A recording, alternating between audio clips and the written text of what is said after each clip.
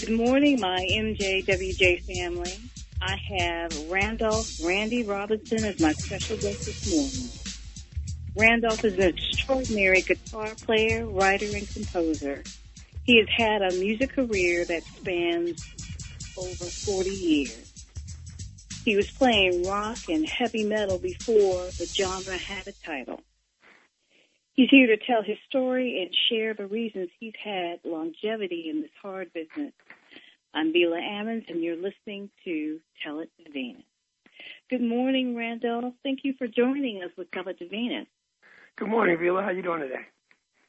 I'm doing good. I'm excited that you decided to join us and be part of telling the story. I think your story needs to be heard. I know that there are fans that you have and people who are familiar with your music, and there are others that are just now being introduced to you. So let's start at the beginning.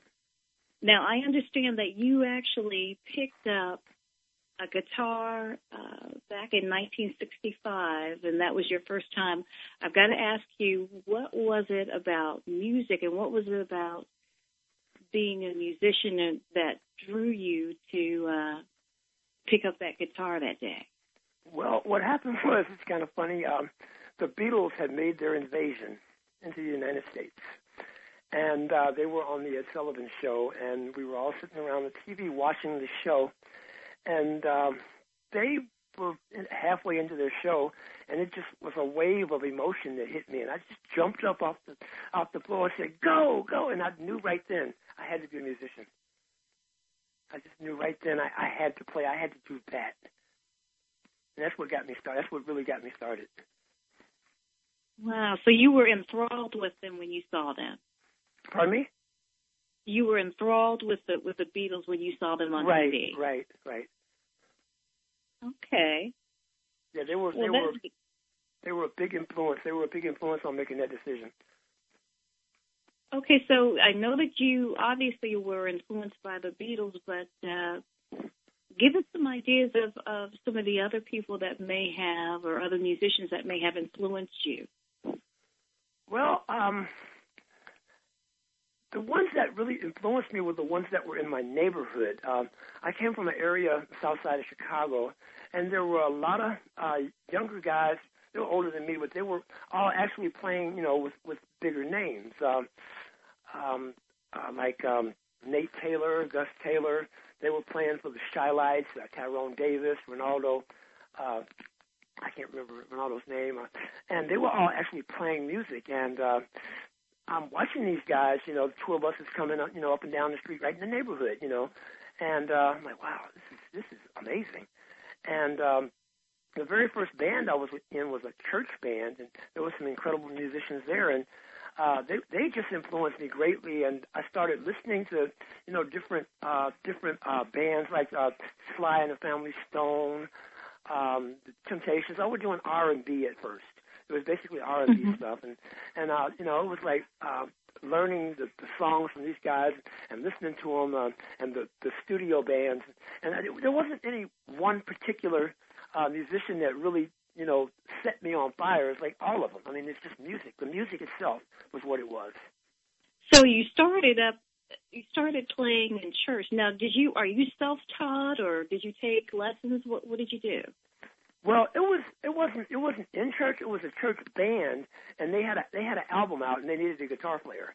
And they had put the album out. I was a kid. I was 13 years old, something like that. And they needed a guitar player, and one of the guys that from the neighborhood, he set me up with the band, and that's how I got to play with my first band. That's where I got that experience from playing with my first band. But I was never in that church. It was just they had a band, and they were right there on the block. Okay, but when you picked up that guitar after seeing the Beatles, how did you learn to play? By ear. I would sit down and listen to records, and I would try to figure them out. And there was a gentleman across the street. I can't remember his name. It's been so many years ago. He actually would show me some stuff. He would show me the notes and stuff like that. But I did get a chance to take 3 guitar lessons. And that was as far as that went. But mostly it was just by ear. Okay, so somehow, you had that epiphany, but you found that you had a natural talent, a natural gift for music. Yeah, I guess it would be natural, but because it's not hard for me to pick up something. I can hear it, and I can usually play it. I mean, some of it's kind of hard; it takes a little bit. Some of it is just really easy. I hear it, boom, I got it. So I guess you could say it's a talent. Yeah. Okay, well, with all the years that you've been writing, composing, and performing, just curious. I don't know the answer to this, but do you write and do you read music as well? No, I don't read. I I read a very, very little, but not enough to actually sit down and read a chart or anything like that. I mean, I can look at the score and I can tell the notes and stuff, but I can't actually sight read to play. No. Okay, so when I need to work on that. Okay, so when you create, because I know you do this a lot, when you create music, I know it's very organic, but when you create your music and write your lyrics, is it just, do you record what you hear is in your head, or how does that work? How's the process? It's a little different because sometimes the lyrics, they'll come first. And I won't have a melody or anything, but I have these lyrics, and I'll write them down. I'll type them out, and I'll write them down. And sometimes they just sit, and sometimes I immediately get a melody for them. And I'll sit back and just figure out what the melody is, figure out what the notes are, and I'll play it. Sometimes it's the other way around, where I got this little melody, this little hook or something, and I'm like, wow, that's kind of cool. And I'll be playing this little thing, and some words will start forming. Sometimes the songs, they join themselves, the lyrics and the melodies, they just come together. There's been some that I wrote some lyrics for one song, and they ended up fitting the melody to another song. So it's a complicated process. I mean, it works though. Well, it sounds like you're definitely open to. You open yourself to a point where you can receive and get these gifts of music, and it comes very easily to you. Well, yes, a lot of times, some of the stuff that I write, I'm not even aware that I'm writing it. Some of the lyrics, I'll just sit at the typewriter, and all of a sudden I just start typing at the computer, not the typewriter, and I just start typing, and I look up, and there's a song, and some of it I go back and I change, I fix it up. Some of it I leave it just the way it is, and a lot of times I call it my automatic writing thing. And a lot of times I just leave them and say, okay, this is something that God gave me, so I just leave it the way it is. That's a great thing. That's a really great thing. Wonderful. Well, I know that you've been in the business, and you literally, from an early age, because you were saying that around 13 is when you were playing for that group in church. Right. So from 13 on, so literally you have been doing music or in music in some type of way since the age of 13. Right, basically all my life. That's amazing. Well, I know that I've got something that I want to ask you, and it's not going to be a short answer. So what we'll do is we're going to go to break.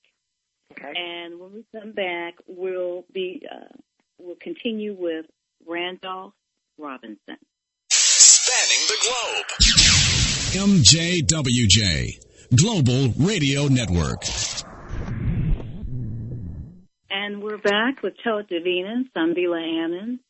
And as always, you can find us on Google Play, or if you'd like to call with any questions or comments, the number is 1-800-970-8716. And then also you can find me on Facebook, and I definitely am looking for your comments and questions. Now, Randolph, I know that you took a direction that a lot of blacks have not pursued and have not been pursuing, but I want to touch on that because I think it's really important because of your place in history in this, and that is you jumped into the rock, heavy metal genre. And I know that you didn't just pop up one day and say, okay, this is what I'm going to do. How did you get to that point? Okay, you're right. I didn't just jump up and do that. I was playing with a band, with a singing band, singing group, the Magic Four, and we were playing out, doing stuff. We would do the talent shows all over Chicago. We were playing all the little bars and stuff, and doing all this stuff. And we would, play with. That was before the Jackson 5 had made it big. They were doing some of the shows too, which they always won, and. We came to rehearsal one day and we found out that we had been replaced. We came in there and there's like all this new equipment in there and all these new guys standing around. And they said, well, we decided to go, with some other guys. So myself, the drummer, and the bass player, we packed our stuff and we went to my dad's house and put our stuff in the garage. And we were kind of mad, so we just started playing. I was like, well, we're gonna form our own band, and I don't know what we're gonna do. So we just started playing. We just started playing, and this sound came out, this heavy, heavy, heavy sound. And I didn't know what it was, but I know I liked it.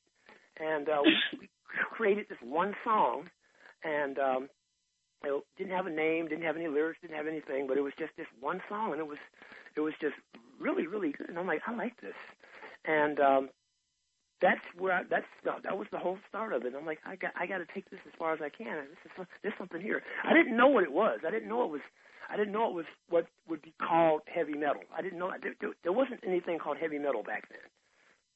I had a feeling you were going to say that. I mean, there wasn't. I mean, there were bands out like Iron Butterfly. They were playing like Gata Vita, stuff like that. It was acid rock, but this was not that. This was something totally different. Well, you definitely, and I wish people understood the place in history that you hold. And that is, and I know you're too modest to say it yourself, but I'm going to say it. You are a pioneer when it comes to heavy metal and to rock. I know that there are probably situations and instances that you can name, and we wouldn't have to get into that if you don't want to, but where that more known, more acknowledged groups have taken and probably stolen material that you created and have performed things and were able to get the recognition that you probably deserve. Because people do it all the time. I'm sure people heard some of what you were doing and said, "Oh, okay, that sounds pretty. Let me try that." So I've got to ask a question that I know you probably don't even think about, but are people ever surprised at the fact, because I know they've listened to you probably before they've ever met you or seen you, are people ever surprised when they come to your show or meet you and you're black?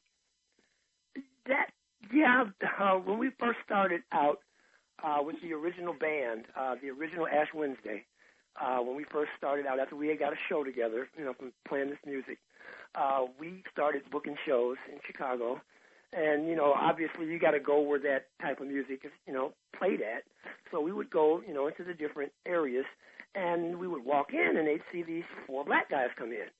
And it wouldn't be really hard statements. They would say, like, oh, you guys are going to play some R&B.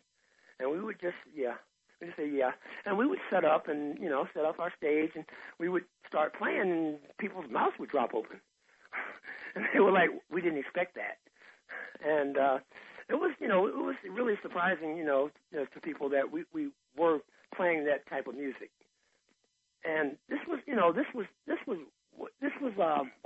before bands like Deep Purple, Black Sabbath, before they even had songs out. I mean, they were around. I'm not saying they weren't doing it, but they weren't being played on regular radio like they are now. They weren't getting airplay. So people weren't hearing them, but they were hearing us. That's amazing. That's amazing. That's why I'm almost positive that there have been instances where you've had some people, maybe I'll say it nicely, borrow from you, and people didn't realize where that really originated from. Well, like I said, I've talked to, several people about it before, and it's like, maybe I was the pioneer of it. I mean, I don't know. I mean, if I am, that's a good thing. I mean, like I said, there were other people out there, but they were across the big pond doing it, and I had never heard of Black Sabbath. I had never heard of Deep Purple. I had never heard of any of these bands when I started playing this stuff. I had no idea that other people were doing it. I really didn't.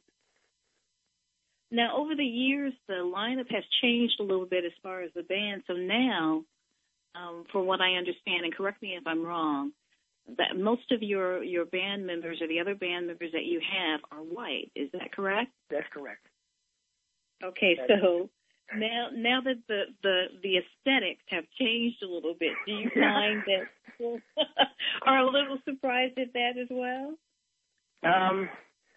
Actually, I don't know if people are surprised or not.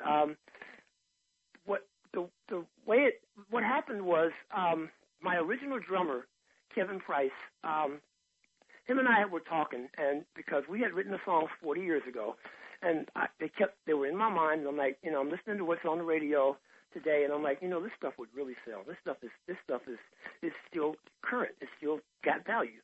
So me and him got to talking, and we decided that we were going to reform Ash Wednesday. Sadly, I called his house one day, and his mom said he was in the hospital. And I'm like, what? And he lost his leg. It's my drummer, and he lost his leg. And that kind of, put a wrench in the works. And he said, look, go ahead and continue. Keep doing it. Keep going. Do what you got to do. So I played in another band. I was playing drums, believe it or not, in a band called The Way. And I had a bass player, Joanne Draper. And I called her up and I said, Joanne, you want to get together and just jam? I wasn't, thinking about, this is going to make the band. And she said, sure. So she said, just for you, so because she had retired. She had played and she had retired. I said, you want to, just jam? So she said, sure. So we got together and we started playing and we said, we need a drummer. So I put an ad up in Facebook and Jason Alt responded to the ad and he called my house and I talked to him on the phone for about 3 hours. We'd never met. I'd never heard him play. And we just clicked. And we got together and at Joanne's house, and we set up and we started playing. And I didn't know what to approach him with because all my stuff is original. I don't play other people's stuff. So I said, well, I got to figure out something that we can all get common ground on.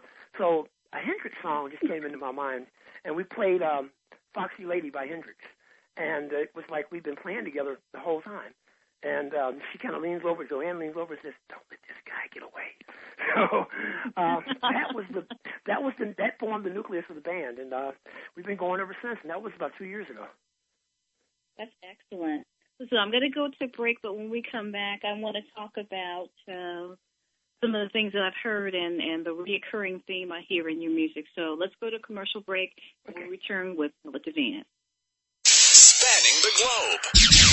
MJWJ, Global Radio Network.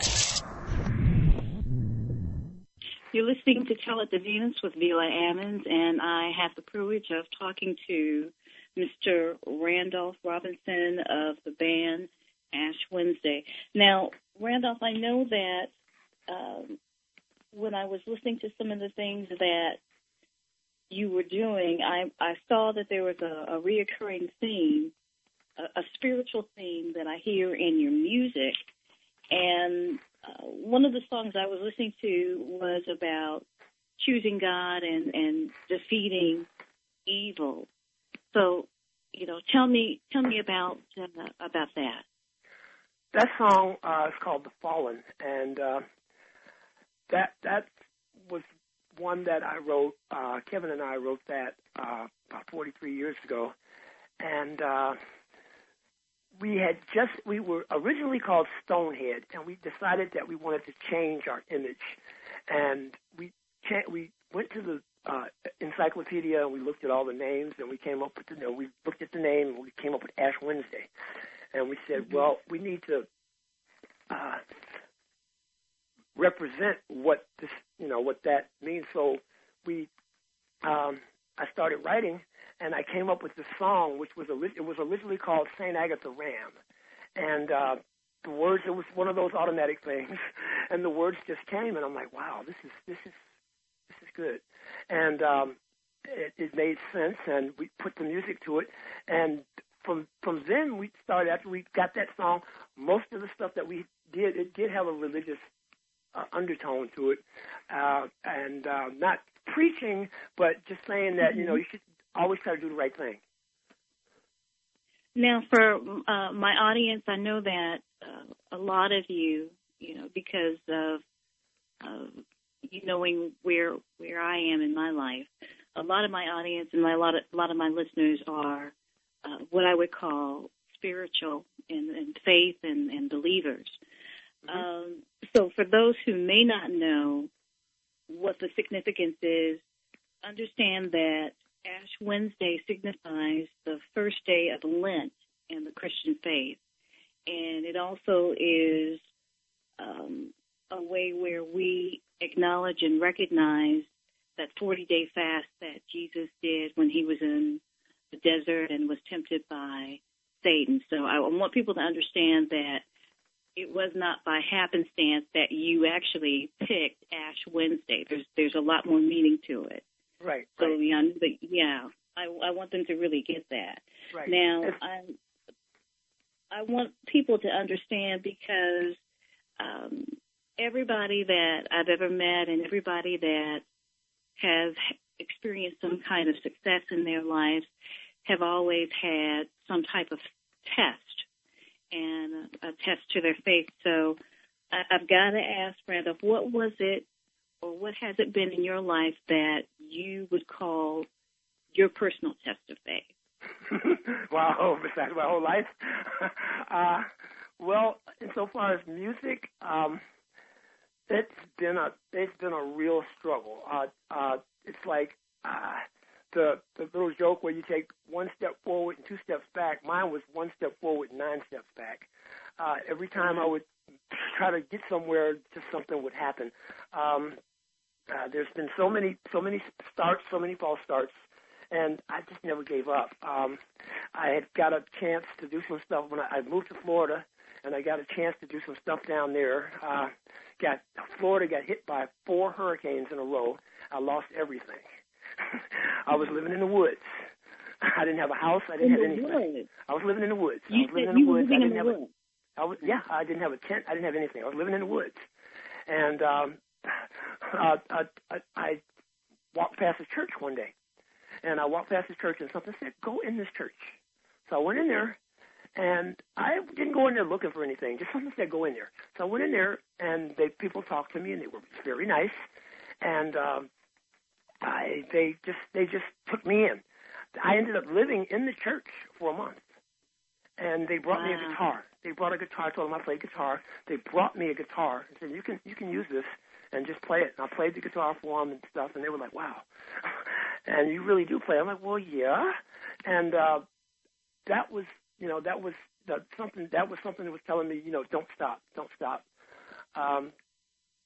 And I finally, got on my feet with the help of that church. I got back on my feet, and I said, well, they helped me. I got to keep going. So, I ended up leaving Florida, coming back here to Illinois. And I'm gonna get this done. I'm gonna get this done. And I have a friend whose name is Charles Arrington.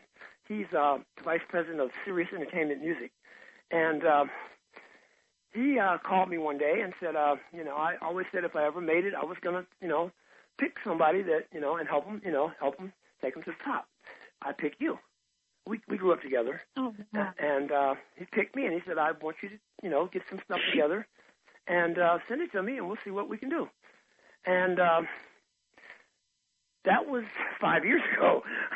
And I kept trying to get it together. I kept trying to and every time something would happen. My dad got sick, and I ended up having to be his live-in care 24/7, so I didn't have time to do it, didn't have any money to do anything with. Unfortunately, he passed 3 years ago, and I just didn't know what to do, so I went on Facebook. Well, I had a friend, and she said, you need to have a fundraiser. And I said, well, I can't do that. She said, well, yeah, sure you can. They'll help you. I'm like, I can't do that. She said, well, if you don't do it, I will. So I made up a little thing, and I posted it on Facebook, and people responded. They wanted to help me, and they sent me money, and I was overwhelmed. And I went out and I bought the equipment that I was going to buy. I did what I said I was going to do. I bought all the equipment, and I made sure that they knew what I was doing, and I showed them. I put pictures up, and I showed them what I was doing, and finally it got to the point where I could get into the studio, and we got into the studio, and we recorded 2 songs, and now we have one on the radio. So it's been a trial, yeah. That's amazing. So where can you just said that one of your songs has been played on the radio, but where can my listeners find your music and maybe purchase it? And then where are you performing so that if they wanted to, they could actually see you? Okay, we'll get to where they can get it at first. We have a digital download that's being sold online through iTunes, Amazon.com, and CD Baby. You can also go to our website, which is www.ashwednesday1.com, and we have a store there, and they can actually purchase a download. We don't have the physical CD yet. We're working on that. Hopefully that will be out by the spring. The actual complete album will be out by the spring. We're not actually playing out yet. We're working on getting a show together.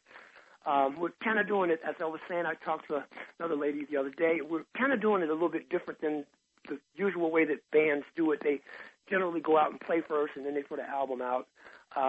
Circumstances dictated otherwise with us, so we actually have the record out. Now we're working on getting the show together. So we've done some open stage stuff here in Peoria, and we got received pretty well. But we haven't actually done a real show of our own yet, and we're looking forward to that day. That sounds good. I've got a 2-part question. Okay.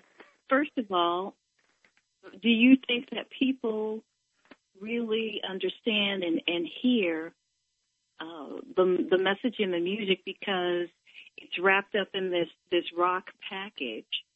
And then also, the second part of my question is, there are not a lot, but there are a few groups that have maybe come before you, talking about some of the influences you had, and there are certainly those that have come after you.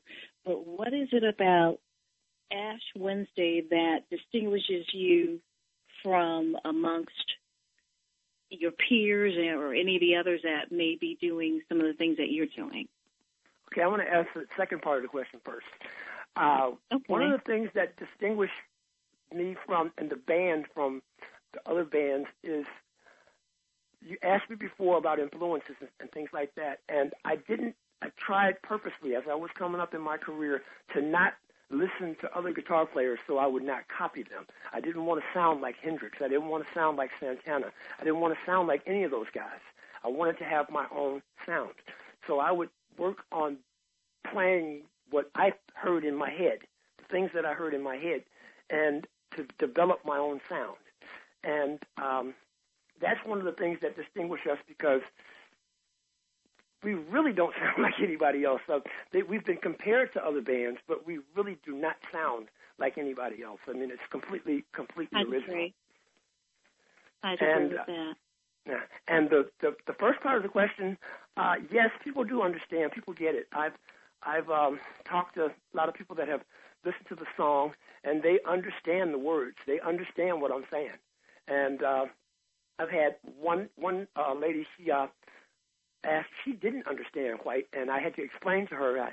We've written a song. It's actually called Ash Wednesday, and I told her I could explain it best through this song. And I explained to her, it explains what Ash Wednesday is, what it means, and what's going to happen.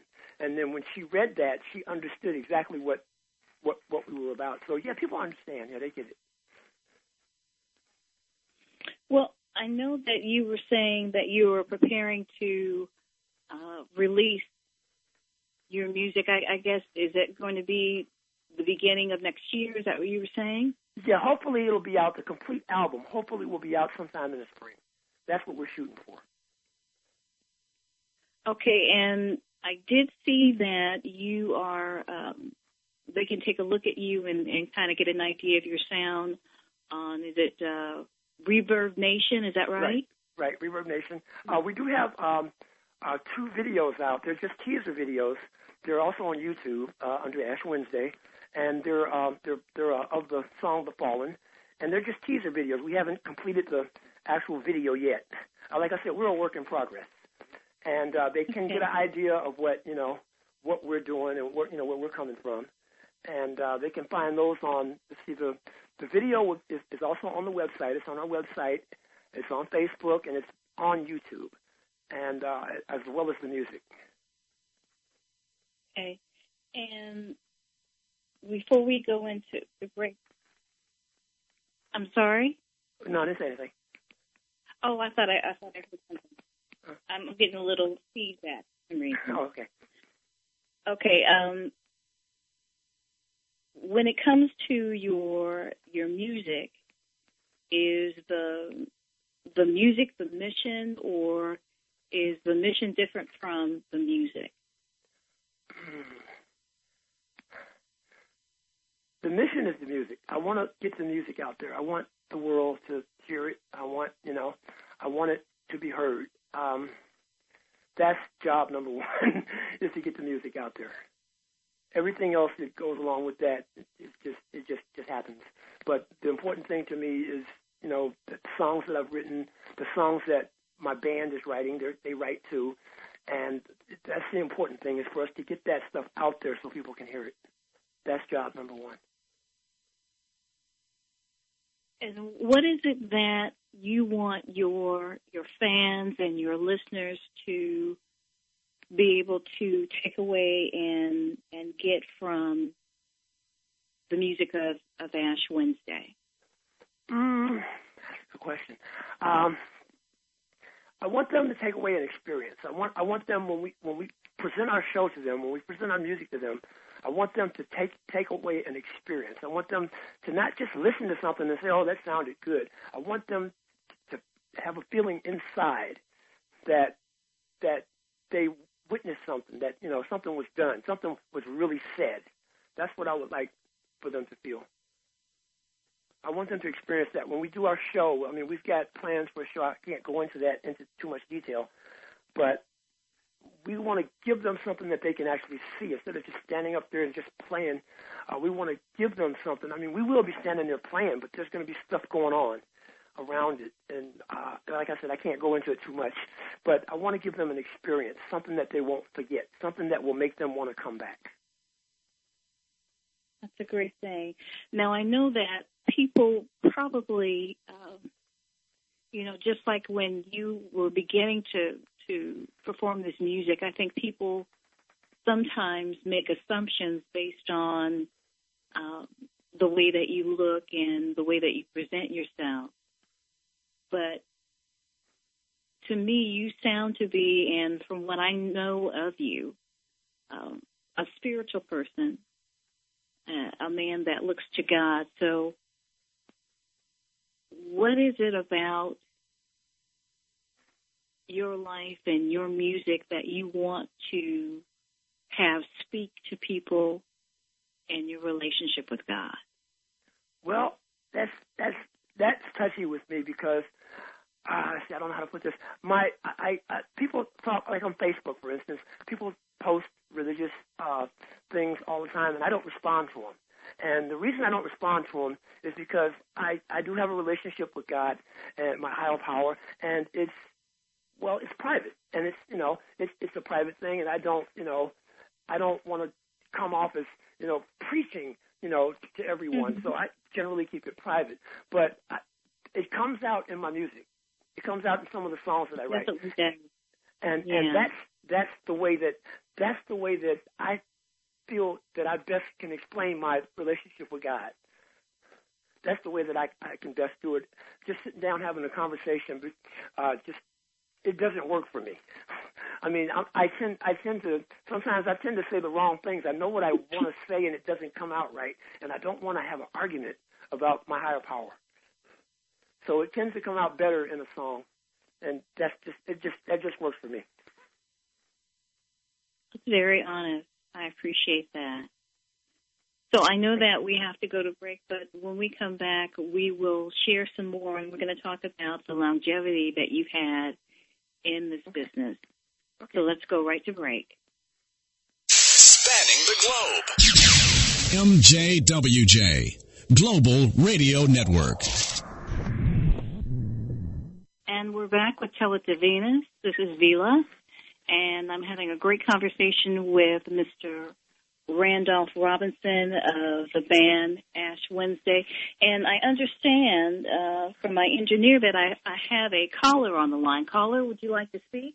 You know what? I've been following Ash Wednesday for a while now, and if I remember right, he used to do stuff with Shaka Khan. I think they went to high school together. I think her name was Yvette Stevens. Is that true or not? What was the name? We're talking about whether or not you did anything with Shaka Khan, or at the time her name was Yvette Stevens. I think he used to play back in the day. Yeah, I did briefly go to high school with her, and we were. I didn't actually play with her or anything like that, but yeah, I did go to high school with her, and she was in a band, not Rotary Connection. I can't remember the name of it.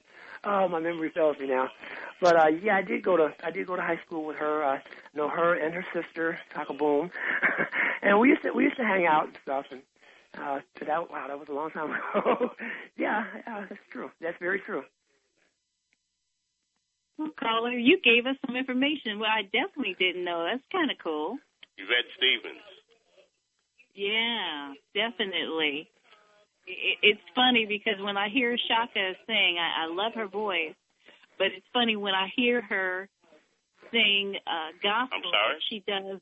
I said when I hear her sing gospel now, which she's doing more frequently, I feel like I'm hearing Yvette sing instead of Shaka. Right. Well, that's a good thing.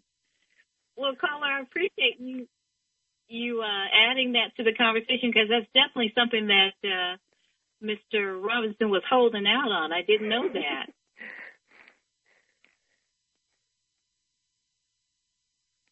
Well, anyway, thank you for your comment. Yeah, thanks. Thanks a lot. That's cool. Randolph, since he mentioned that, is there anyone else that you would like to share that you've either worked with or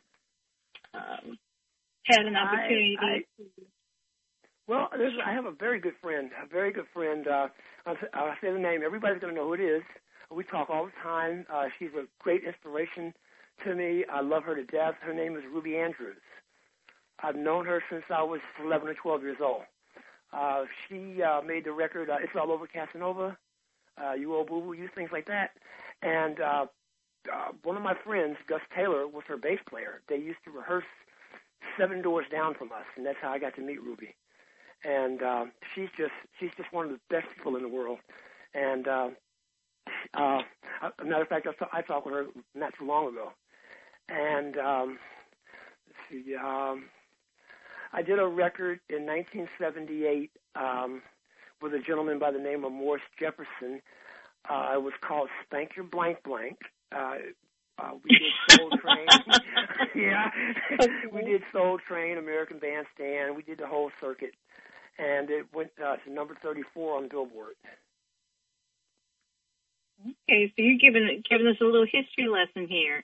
Yeah. Now, I have to ask, since my caller brought it in, what is it about Ash Wednesday and what you are getting ready to do that you want your fans and your listeners to know?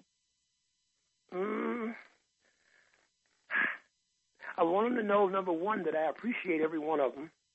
That, it's been, like I said, it's been a long journey. My fundraisers, that, I want to thank them from the bottom of my heart. Without them, none of this would have been possible. None of this would have ever happened. I was pulling my hair out trying to figure out how to do it.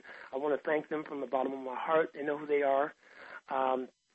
Without them, it would have been impossible to do. I want them to know that I just really, really appreciate that, you guys stuck with me and hung in there all the time. When I was posting on Facebook, I'm going to do this, I'm going to do that, and it just never happened, and you guys never gave up on me, and that's big. And I love you all for that.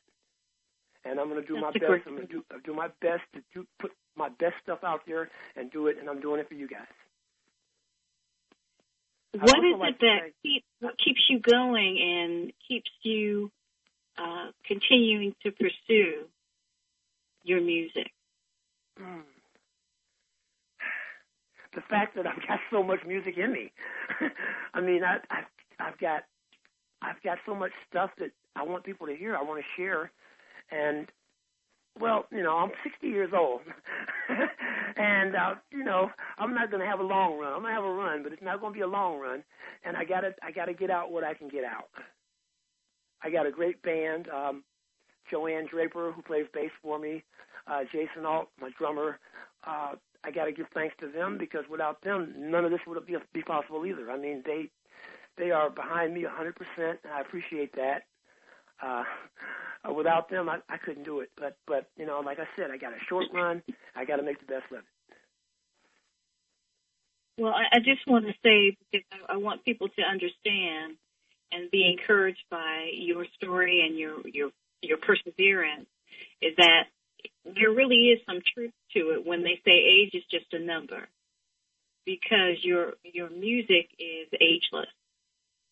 And I know that when people hear it, they're not thinking, "Oh, he must be this age or that," because literally, some of the things that you've written that were God knows how many years ago speak to the people right where they are right now. So that tells you that your music is not only ageless, but it's timeless, and I think you have a message that people need to hear. Thank you. So I've got to go to commercial, but when we come back, we will continue with Randolph Robinson of Ash Wednesday. Spanning the globe. MJWJ, Global Radio Network. And we're back with Tell It to Venus. I'm Veela Ammons, and I've been talking to Mr. Randolph Robinson, who is a pioneer, so that those of you who don't know will know when it comes to rock, and particularly in heavy metal. And he's been sharing with us his story. And Randolph, I know that I just want to leave my audience with this, because I think it's so important. What is the legacy that you want to leave behind? Because I know it's really important to you to get your music out there. The legacy.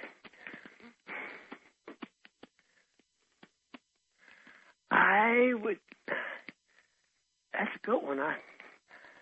My legacy. I want my legacy to be the songs that I wrote. I just want it to be the music that I wrote. I want to make sure that I write the best songs possible that I can write, and that people accept them, and that's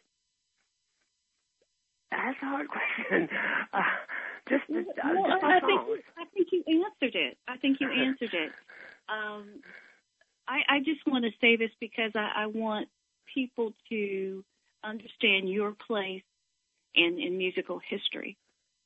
And one of the things that I think is really important for anybody who is of service, and I think when you're in music and you may be in whatever industry, I still believe that you can be of service. And one of the things that people have to understand is that people may not remember what you said. People probably won't remember what you did, but they will remember the way you made them feel. And I think that your music makes people feel good. And at the end of the day, I believe that is your legacy. Wow, thank you. So I want to thank you for being part of Tell It to Venus this morning. As always, I appreciate my listeners, my MJWJ family, and I'm hoping that I brought to you some information that you didn't know, maybe gave you some encouragement to do what you need to do. And as always, I want to thank you, Randolph, for being part of my show today. You're very welcome. I appreciate that. Oh, thank you. And I want to let my audience know that I will be here next Sunday at the same time on Tell It to Venus. I want to wish everybody a happy Sunday, and I will see you next Sunday. Have a good one. The views and opinions expressed in this program are not necessarily those of MJWJ Global Radio Network.